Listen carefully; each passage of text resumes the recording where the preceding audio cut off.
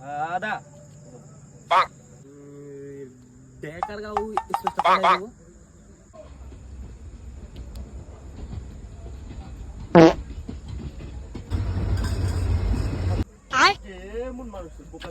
কি হইছে ভাই?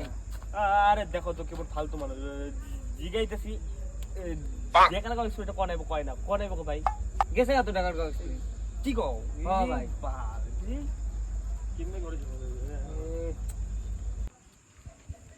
ভাই তুই কি অল্প খেপাচ্ছুদা আছো? ভালোভাবে কথা কইতে পারে না, তোর একটা জিনিস কই অল্প হেল্প করে দে, হবা না কয়া দে, না জানলে না করে দে। আরে ভাই আমি যদি কথা কইতাম তাহলে অলগে আমার মারপিট লেগে যেত, এর লেগে আমি কথা কই নাই। আমিও তুতলা। আর সকালে যে কার মুখ দেখলাম সব পাগল শুধু আমার কাছে করতাম।